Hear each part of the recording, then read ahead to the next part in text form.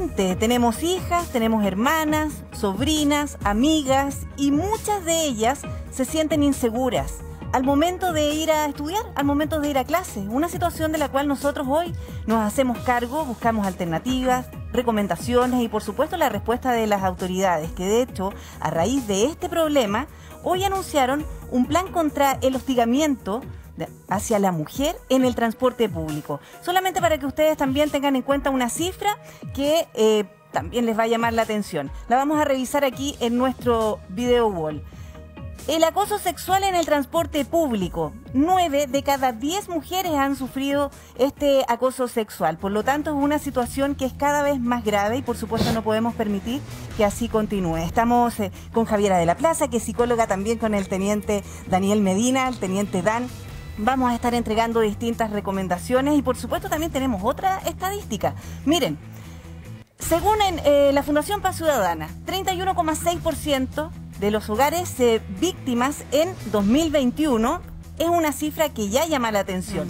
¿Dónde han sido víctimas quienes integran estos hogares que fueron consultados? El 91% en la vía pública. ¿Cómo?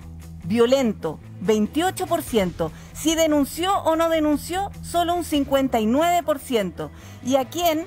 ¿A quién denunció? A Carabineros, un 79%. Por lo tanto, también eso es un punto bien relevante. Las denuncias que se realizan, porque las que se dejan de hacer también impide que los planes de acción y prevención se vayan focalizando en distintos lugares. De hecho, tenemos un testimonio de una persona que se contactó con nuestro programa a través de redes sociales y fue muy reciente. Ella es María Esther, vive en Maipú y ahora la escuchamos. María Esther, ¿cómo estás? Bienvenida a nuestro programa. Hola, buenas tardes. Hola, buenas tardes, María Esther. Cuéntanos qué fue lo que ocurrió, porque tengo entendido que esta experiencia la vivió tu hija. Sí, yo vivo en la comuna de Padre Hurtado. Ya. Ella va a tomar locomoción a Ciudad Satélite. Y ayer un tipo en la micro le puso la mano en el hombro y le pidió disculpas porque supuestamente había sido sin querer. ¿Ya? En ese rato mi hija se empezó a sentir mal, empezó a sudar, a tiritar y se fue a negro. El tipo se paseaba por atrás de ella, mi hija se corría y el tipo la seguía. Y mi hija se quería bajar de la micro. Y unas niñas que iban en la micro le dijeron que no se bajara, que ella la iban a ayudar y que la iban a ir a dejar al hospital porque mi hija está haciendo la práctica. Y la fueron a dejar al hospital. Mi hija iba mal, no sabía qué había pasado, no se acuerda de la cara del tipo, no se acuerda de la cara de las niñas, porque se fue a negro, como le digo, no reaccionó. Tú tuviste que ir a ver a tu hija al hospital, me imagino que esa es la primera impresión que te llevas. ¿En qué condición estaba tu hija ayer y ahora cómo se encuentra? No fui al hospital. ¿Ya? Ella me dijo que estaba bien, que no era necesario que fuera para allá, que no la fuera a buscar. ¿Qué le dijeron en el hospital? Que las enfermeras la revisaron, tuvo que botar su ropa porque mi hija se hizo... claro, por el miedo. Entonces tuvo que botar toda su ropa y las enfermeras la revisaron y dijeron que estaba bien. Que estaba bien, no se fijaron si en la ropa había algo, si le habían echado algo al polerón más que nada. Porque ella empezó a sentirse mal arriba de la micro. Ahora, si tú nos pudieses describir los síntomas, ¿qué fue lo que le ocurrió específicamente, más en detalle? Ella dice que empezó a transpirar. Ya. A transpirar y se le nubló la vista. Pero según la enfermera dicen que igual puede haber sido por el miedo. Entonces yo no aseguro que a mi hija la drogaron. Yo no sé si a ella le echaron algo, no sabría decirle. María Esther, solo para tener como antecedente, ¿qué edad tiene tu hija? Tú me dices que está haciendo la práctica, probablemente unos 20, 22 años. ¿Es primera vez que le ocurre algo así? 21. 21 años. Sí, primera vez. Primera vez, pucha, yo veía casos de otras niñas y decía, menos mal que la niña se salvó, no le hicieron nada, está bien, qué bueno, gracias a Dios, está bien. Pero ahora le tocó a mi hija y es terrible como mamá, no poder ayudarla, no haber ido y haber visto al tipo, rescatarla, no sé, fue bien desesperante en el momento. No, además yo me imagino que ella realiza... Quiero que se vaya sola. Claro, en el fondo ella realiza siempre el mismo trayecto, toma quizás siempre la misma micro, se demora siempre el mismo tiempo todos los días, pero hoy día ¿cómo está ella? Porque es muy probable que sienta miedo. Ella está bien, está más tranquila. Mi marido la fue a dejar al hospital porque no quisimos que se fuera en la micro, pero está tranquila, está tranquila. Sí, solo preguntarte, ¿ella está haciendo la práctica en el hospital? ¿Tiene algo que ver, me imagino, con algún área de la salud en la práctica? Sí, enfermera. Sí, es que es un dato bien relevante, porque ella tiene conocimiento de una situación que probablemente, claro, llama la atención. No sabemos a qué responden estos síntomas, pero claramente no es normal, sobre todo porque ella estudió enfermería. Quédate en línea, estamos aquí nosotros con el teniente Daniel Medina y este tipo de relato, teniente, a lo mejor usted tiene mayores antecedentes de situaciones similares que se hayan denunciado. Tenemos, de hecho, y aprovechar de saludar a María Esther y consultar si hizo la denuncia, si pudo denunciar esto. ¿Tomaron contacto o solamente fue el hecho de que posteriormente llegó al hospital? María Esther, ¿habrán denunciado esto? No. Ayer le dije a mi hija que fuéramos a hacer la denuncia, pero no quiso ir. Llegó muy cansada, agotada y no quiso ir. Esto es lo importante. Lo importante siempre es poder dejar la denuncia. Si hay casos, de hecho se están investigando unos casos, principalmente ahí en la comuna de Providencia, que fueron unas denuncias durante la última semana. Y ahí, claro, el Ministerio Público puede tomar atribuciones inmediatas. Y hay una investigación que se está haciendo con el Departamento OS9 de Carabineros para poder verificar primero cuáles son estos desplazamientos, porque aquí hay que tener dos puntos de vista. Uno, que el tema preventivo, para poder detectar cuáles son los lugares donde estos tipos se están trasladando, claro, en donde, por ejemplo, están tratando de tener esta interacción con las personas, que se transforman también en víctimas. Y lo otro es poder conocer si que existiese algún elemento o alguna sustancia diferente que estén aplicando. Por eso es importante la denuncia, pero sí ya se está trabajando en eso. Teniente, ¿qué pasa en ese caso? Porque es muy probable que, primero, es difícil que las personas vayan a hacer la denuncia quizás por tiempo, o si son estudiantes, tienen un horario definido, porque justo después viene la prueba y se dejan estar, ¿cierto? Allí hay varias razones. Pero por otra parte, si es que hacen la denuncia, ¿qué pasa con el examen de la sustancia que supuestamente les pudo haber dado o por contacto o por aspiración? ¿A cargo de quién queda ese examen? Lo primero que se hace cuando una persona deja una denuncia por este tipo, obviamente que se levantan todos los antecedentes, si que existiese algún síntoma, si hay una constatación de lesiones, y todo eso se pone a disposición del Ministerio Público.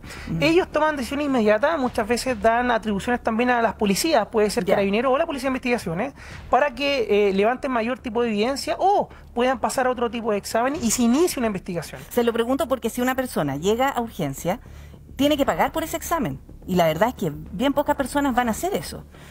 Además no sabemos cuánto vale hacer un examen de a lo mejor qué es lo que tengo en mi ropa, en mi chaqueta, en mi blusa. Entonces, si son las policías las que se hacen cargos, es mucho más fácil. Claro, y se transforma en una constatación de lesiones muchas veces también. Cuando hay alguien que tiene, por ejemplo, alguna condición física extraña, que quiera constatarlo, va a Carabineros con la persona, con la víctima en este caso, a un centro de salud y ahí lo revisan, hacen un informe, y ese informe nosotros lo ponemos a disposición también del Ministerio Público, inclusive hacen un diagnóstico también. Entonces, por eso es importante la denuncia, ojalá de forma inmediata. Hay gente o personas que esperan 1 o 2 días. ¿Ella podría hacer la denuncia ahora? Lo puede hacer sin ningún problema. Acá lo importante es denunciar. ¿Cuál es la diferencia? Que existen 12 horas que se llama flagrancia. ¿Qué permite eso? Claro. Tener una autonomía rápida de poder hacer acciones inmediatas. Cuando pasan esas 12 horas, obviamente que se ponen los antecedentes al Ministerio Público y obviamente que ahí se inicia una investigación. Pero ya no está esa flagrancia porque a uno le atribuye algunas funciones específicas para poder hacer. Y ahí depende de la orden de la Fiscalía, del juez, habría que esperar. El Ministerio Público, de hecho, siempre no toma contacto con ellos porque son casos que son delicados. Entonces el Ministerio Público también da instrucciones inmediatas y puede ser a la Policía de Investigaciones o a Carabineros también, así que ahí trabajamos en conjunto, no hay ningún problema con eso. Sí, y se suma a nuestro panel Fernando Torres, él es toxicólogo. Muchas gracias por venir, porque la verdad es que estamos tratando precisamente un tema que no es nuevo. De hecho, se han organizado varias estudiantes producto de esta situación, y a quien vemos en pantalla, le cuento, Fernando, es la madre de una niña, ella es María Esther. Se comunicó con nuestro programa precisamente para exponer lo que ocurrió con su hija ayer, y que, claro, estaba en una micro. Se estaba trasladando como lo hace habitualmente, ella es enfermera, y comenzó a sentir una sintomatología bastante extraña. Por lo tanto, nosotros aquí no estamos diciendo que ella pudo haber sido drogada, pero ¿existen las drogas de contacto? Mira, ahora Priscila, Hola. Muchas gracias por invitarme. La verdad es que existen lo que se llaman drogas de sumisión, que son utilizadas con estos fines, ¿verdad?, que se ha descrito bastante. En general no actúan por contacto. Ya. Esas drogas en general actúan ingresando por la vía inhalatoria o por la vía oral, digamos, si uno la ingiere, va al tubo digestivo. O la aspira. Por contacto, en general, estas drogas de sumisión tienen muy baja absorción. Cuando hablamos de drogas de sumisión, nos referimos a la burundanga, que es bastante comentada en estos días, ¿verdad? En el centro de Santiago, en el barrio República, se ha comentado bastante. Nos referimos también como droga de sumisión a las benzodiazepinas, me refiero al alprazolam, al midazolam, a ese tipo de drogas que se ocupan como tranquilizantes, y también a otras como el gamma-aminobutirato, ¿verdad?, a la ketamina, que es un anestésico para animales que se utiliza en medicina veterinaria, pero ellos tienen muy baja absorción a través de la piel. O sea, uno tendría que o inhalarlas en grandes cantidades, o es más frecuente cuando los jóvenes o las personas van a los bares, a las discotecas, y se las echan en el trago. Y entonces eso, sumado al alcohol, produce un efecto potencia mayor, digamos, y tiene más efecto depresor del sistema nervioso. Le quiero hacer una pregunta a María Esther, porque al principio tú nos comentaste cómo había sido el contacto que había tenido tu hija con este sujeto que lo encontró a bordo de la micro, ¿verdad? Que en un momento le pide disculpas, pero ¿qué fue lo que sintió ella? Y te lo pregunto específicamente porque cuando tú dices que, claro, no existe o es muy difícil que la droga pueda ingresar a nuestro organismo por contacto, pero si es que ella quedó con algo sobre su ropa y después, ¿y qué hace uno habitualmente? Me puedo oler, ¿qué tengo acá? Entonces, por eso quiero preguntarte, ¿qué fue lo que hizo tu hija? ¿Qué pasó? Dice ella que el tipo le puso la mano en el hombro. Ella, como iba con mascarilla, no sintió ningún olor extraño, ni se dio el tiempo de tocarse, nada. Porque como el tipo se paseaba por atrás de ella, entonces se puso muy nerviosa, empezó a correrse más que nada que a darse cuenta de lo que tenía en la ropa, si es que le echó algo, porque tampoco estamos seguras si le echó o no le echó algo. Claro. Claro, ahora básicamente tú también lo puedes atribuir a que ella se puso muy nerviosa o tenía mucho miedo, y quizás eso mismo también uno lo sintomatiza de esa forma. ¿Puede ser, Javiera? Sí, puede ser de todas maneras. Ahora yo escuchándolo a Fernando, creo que también, ¿sabes lo que me llamó la atención, Fernando? Que en las benzodiazepinas, las benzodiazepinas son los ansiolíticos, ¿no es verdad? Que eso también te produzca, tiene que ser en una dosis muy alta, ¿no es verdad? Sí, efectivamente, las benzodiazepinas en dosis, terapéuticas podrían producir somnolencia, aletargamiento, pero tendría que ser ingerida por la vía oral. Ahora, hay algo que me llamaba la atención también en el relato de la mamá. Su hija, usted señalaba que manifestaba como secreciones, sequedad bucal. ¿Qué sintomatología más tenía? Ella empezó a sentirse mareada, empezó a transpirar y se hizo en los pantalones. En realidad, como que estaba como muy angustiada, desesperada, es por lo que me contaba ella. Claro. En las drogas de sumisión como la burundanga, por ejemplo, ocurre un efecto, ¿no es cierto?, que se inhibe toda la producción de las glándulas. Entonces, en general, las personas sienten la boca seca, dejan de transpirar, las pupilas también se alteran, ¿verdad? Y por eso mismo la persona ve borroso, hay somnolencia. Eso básicamente. Entonces aquí tal vez, Javiera como psicóloga podría ayudarnos más desde el punto de vista emocional, emotivo, que más podría haber ocurrido, pero vuelvo a reiterar, las drogas de sumisión en general hacen un efecto más bien por lo bioral, más que por la piel. Y es muy difícil también porque si fuera porque la inhaló, al momento de estar con mascarilla, sí, se hace más difícil todavía. Mucho más difícil, son partículas más o menos grandes que van a ser retenidas por la mascarilla. En general no tienen olor, en general son drogas más bien amargas, pero al contacto con la lengua, digamos, claro, con el sentido del gusto. Sí, pero ¿sabes qué pasa además, María Esther? Que hay un punto bien relevante en lo que tú nos relatas, que es el miedo con el que está tu hija, y que probablemente también responda a eso todo lo que le ocurrió ayer. Y por eso le quiero preguntar a Javiera, porque si las chiquillas están con tanto miedo al momento de salir, es distinta la situación porque quizás están predispuestas a sentir cosas distintas o a que les pase algo. Sí, hola María Esther, te quiero hacer una consulta. ¿Tu hija en algún momento te relató que ella sentía que, por ejemplo, aquí como que le dolía mucho el pecho en ese momento cuando le vino la crisis, o que sentía que algo muy malo le podía pasar, que se podía infartar, que se podía desmayar, hasta que podía perder la vida de lo mal que se sentía y con una opresión, se llama, que es como una dificultad aquí en el pecho o con una dificultad para tragar a veces? ¿Te habló de algo de eso? No. Ella no dijo que había sentido dolor en el pecho, nada. Solamente que empezó a transpirar, a sentirse mareada y que se le nubló la vista, porque igual lo habían asociado a una crisis de pánico. Claro, yo creo que todo dice relación, o sea, descartando la parte de los fármacos, que creo que es importantísimo, muy relevante descartarlo. Si es que se descarta, en este caso con esta información uno puede irlo viendo, es pensar ya en una crisis de ansiedad o de pánico. Esto va en diferentes gradientes, en diferentes grados, y hay personas que les da de diferente manera. Lo muy característico de una crisis de pánico es que la persona sienta como que se va a morir y que siente aquí una opresión, como una cosa que se...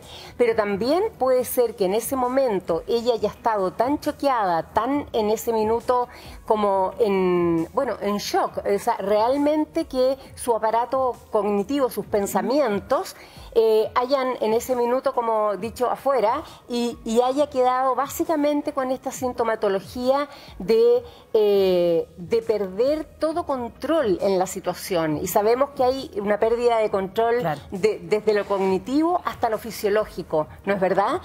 Ahora, yo creo que es bastante fantástico, pero también había que ver cómo sigue la evolución de ella en términos de la recordación de eso y cómo lo va superando. Sí, María Esther, te agradecemos que te hayas contactado con nosotros. La verdad que tu testimonio también es bien relevante para ir desarrollando este tema que por supuesto nos preocupa y mucho. Que estés muy bien y muchos cariños a tu hija. Muchas gracias. Gracias. Bueno, 9